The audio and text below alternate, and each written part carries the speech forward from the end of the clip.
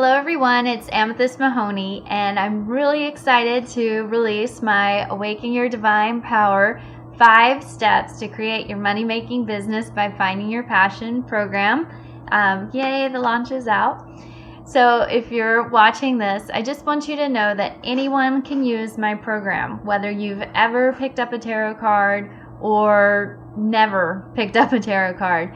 I've been getting a lot of questions, on the emails and Facebook and everything, and people are just saying, I just don't know if I can do tarot. I just don't know if your program is for me because I've never done anything like that before.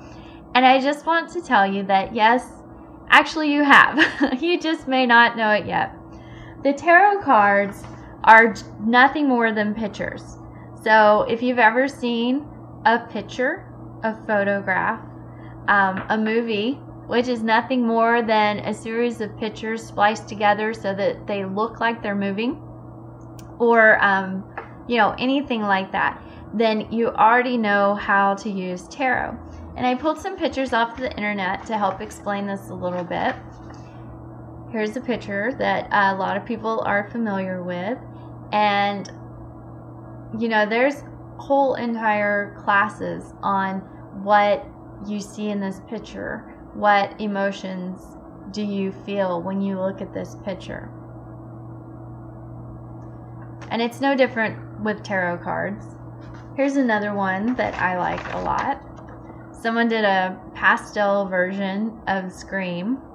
We spent a lot of time on this one in my high school English class. If you can imagine, a bunch of brooding teenagers talking about this painting for a week straight, I think it was.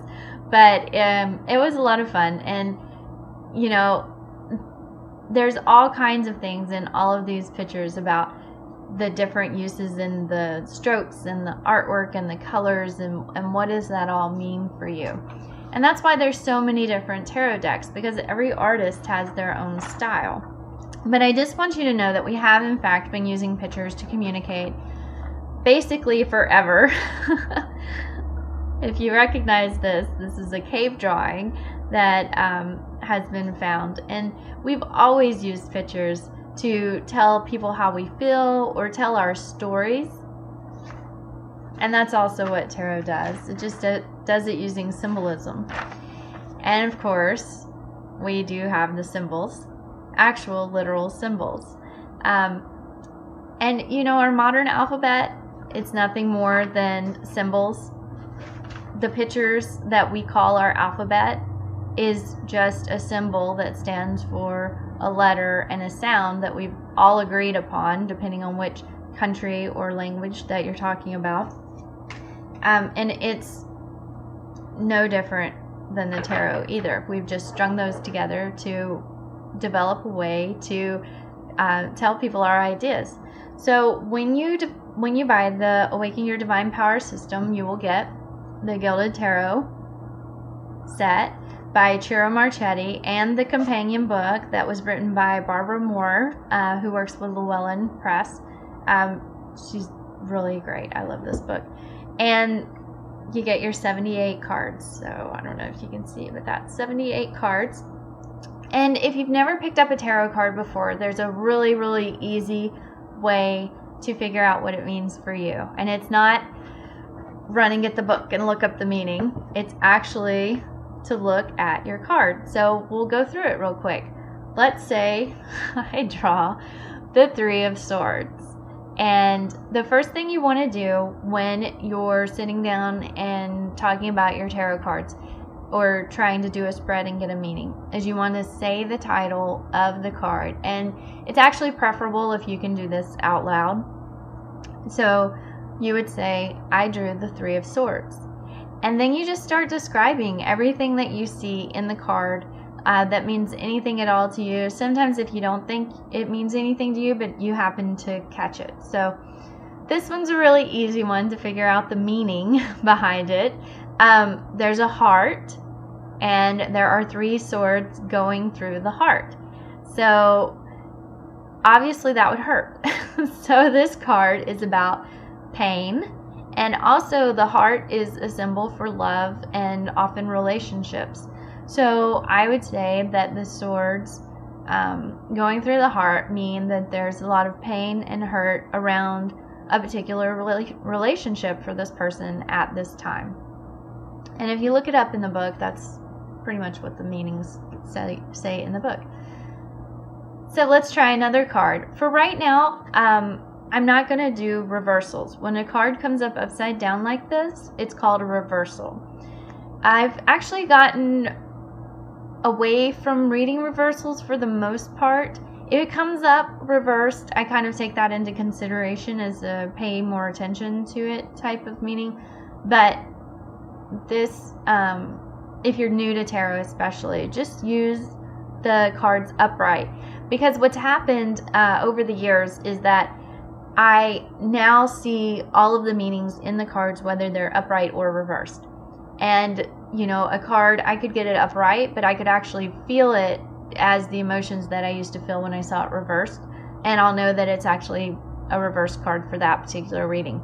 So all of the meanings are in the cards, whether they're upright or upside down, reversed. So just start with reversals. Now, if you are a seasoned tarot reader and you do use reversals in your readings, then by all means, go ahead and keep reading them the way that you read them when you use the Awaken Your Divine Power system, because the way you read is the way you read, and that's what you should be doing for your work, to find your passions and create your business. Do what works for you. So, if I drew this card, I would say this is the Eight of Swords. Remember, always say the name of the card first. It's really important. It helps a lot of people get talking and start to connect to what's really going on in the card. And I would say that there is a woman who is blindfolded in a circle of swords on this card. And it looks like she can't get out. But then when I look at it closer, she's actually not tied really tightly. It's hard to see on the video, but her hands are almost free.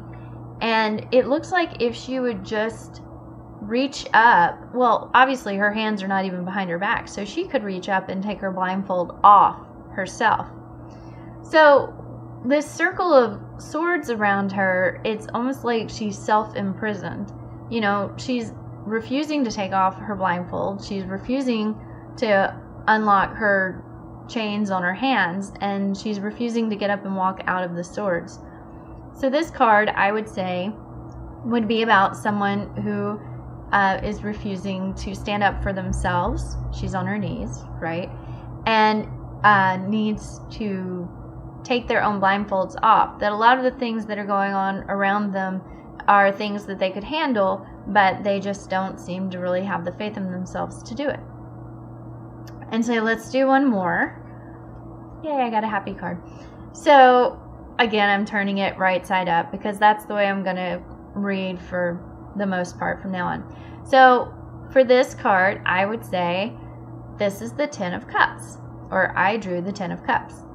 On this card, there are a couple of women who are doing embroidery, and one lady looks like she's doing yarn work. There's a happy cat jumping around playing in the yard, and it looks like a happy home. And in fact, the Ten of Cups is a happy home card. There are a lot of bees and activity going on, so a lot of references to nature and maybe connecting to nature. And also in this cup, there's a rainbow, which I actually didn't notice until earlier today. I was doing another video and realized it. And so for people who were born or who have a background, Judeo-Christian background, the rainbow for you might symbolize God's promise, God's promise to never flood the earth again, or a promise of happier times ahead. So if you're not of that particular background, maybe the rainbow doesn't have that particular meaning for you. So every symbol and every card is going to have a different meaning. And there's actually rainbows in a couple of cards. I just drew the Seven of Cups and found one right here. What happens too is when you're doing your readings and you start to notice that the symbols start coming up over and over and over again, it's a good idea to pay attention to that and look at all the cards that you got that particular symbol on and see, why am I getting this particular symbol in all of these different areas in my life? And what does that mean for me? So just a good tip and something to think about. But as you can see, you can actually do tarot even if you have no experience and never seen a tarot card before in your life. It's okay. You can still get the Awaken Your Divine Powers program, and you can still change your life using the tarot cards even if you've never used them before. It's the great thing about tarot. Everything you need to do the program is already in you. Everything that you need to read tarot, you already have it. Except for one thing. You do need the deck. You need the Gilded Tarot by Ciro Marchetti is the deck that I am sending out to everyone who buys the Awaken Your Divine Power program. So you will get that. You will get the cards and the companion book by Barbara Moore. And the great thing about the companion book is, even though I recommend to everyone, look through your cards first. Sit down and look at the symbols and the meanings and go through the spreads without the book. But everybody wants to know if their answer was right? So then you run to the book and you look it up, and there are meanings actually in here so you can see if they match. But the good thing is they don't have to match, because the cards are going to have their own meanings for you. And so the meaning that you come up with when you do your spreads, when you do your tarot work, when you go through the Awaken Your Divine Power program and you find your future court card, or you find your transition night card that's going to help you move your business forward and start making money, those meanings that you come up with for those cards are for you. And they're going to be more important than any meaning you'll ever find in any book.